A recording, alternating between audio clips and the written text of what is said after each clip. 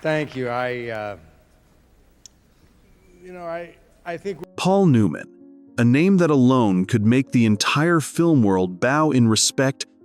Those legendary blue eyes were once called the most beautiful eyes in Hollywood. Yet, behind them lay shadows and regrets few ever saw.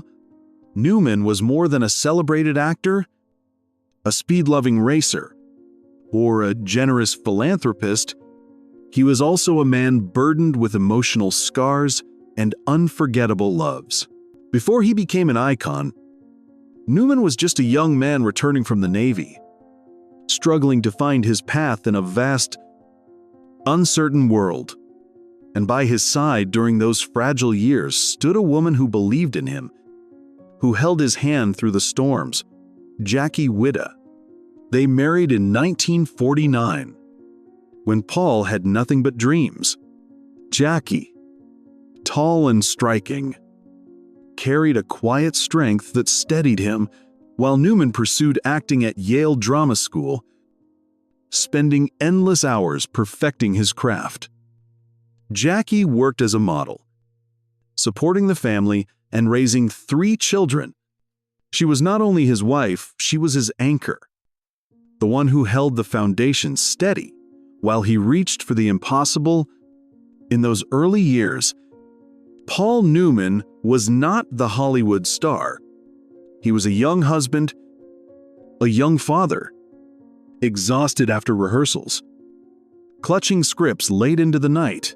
Jackie was his believer, the one who saw potential before anyone else did, the witness to his first sacrifices for a dream still uncertain. But Hollywood is rarely kind to first marriages. As Newman's career rose, as his face appeared on billboards and his name drew attention, distance crept in.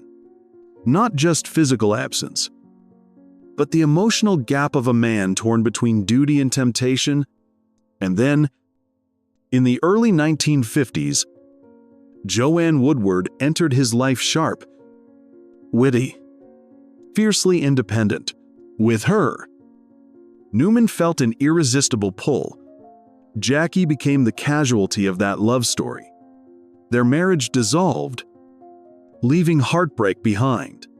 Newman seldom spoke of her afterward, but whenever he did, regret lingered in his voice.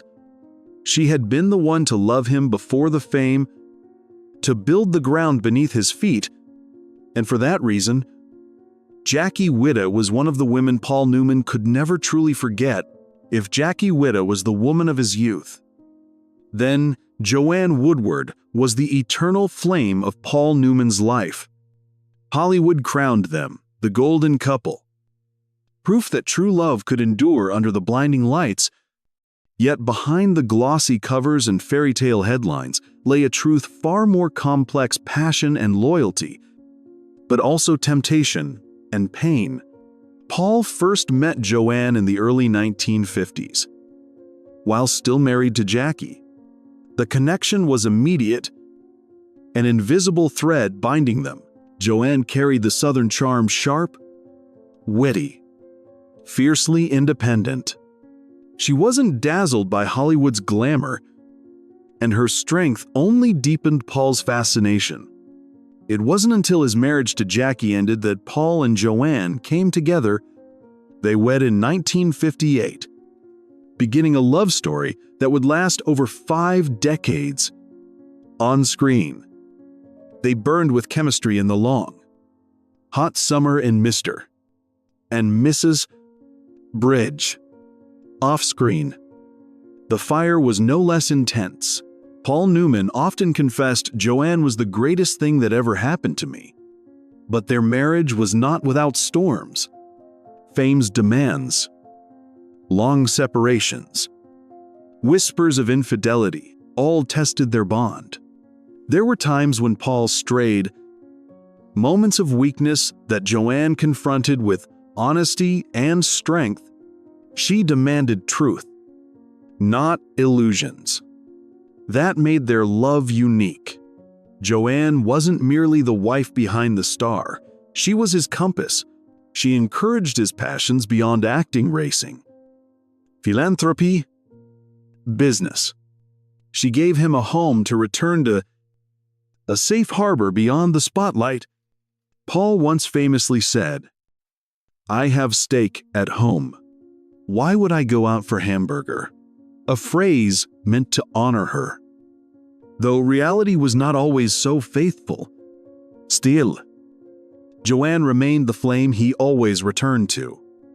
The constant presence when the years grew long and the spotlight dimmed, among fleeting romances and fleeting temptations, Joanne Woodward stood firm.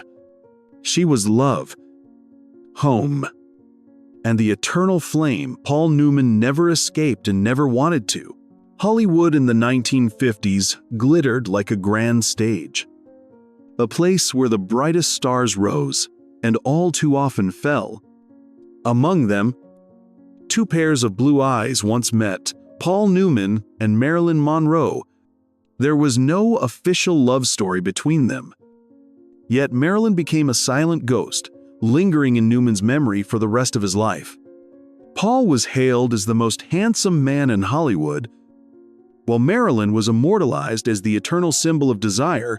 They crossed paths at lavish parties, red carpet premieres, and smoky gatherings where fame lingered in the air. Friends remembered Newman's quiet gaze toward Marilyn, not drawn only to her beauty, but to the loneliness she carried behind her dazzling smile. He saw the exhaustion few dared to notice. For Newman, Marilyn represented more than allure. She embodied the dark side of fame, how Hollywood could turn brilliance into prey, and how a radiant smile could mask wounds too deep to heal. In her eyes, he saw a soul trapped between glory and destruction. When Marilyn died in 1962, Paul Newman was shaken to his core. Her death was not only a tragedy for cinema, but also a warning seared into his heart.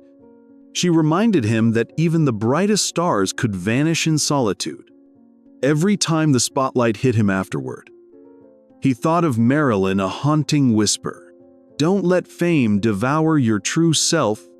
Paul Newman never called Marilyn his lover, but to him, she was one of the women he could never forget. Not for love, but for the haunting lesson her life and death engraved in his soul, the fragility of stardom and the silence of broken hearts. In the early 1960s, when Paul Newman's star was blazing brighter than ever, a woman appeared, carrying both fragile beauty and irresistible allure. Remick. She was more than beautiful. She radiated a magnetic energy that lit up every room she entered. And for Newman, she became both a desire and a danger. They met at the height of Hollywood's fever, when Newman's fame pulled him further from the safety of home with Joanne Woodward. Lee was like an untamed flame, stirring a dangerous rhythm in Paul's heart. On set, their glances lingered longer than necessary.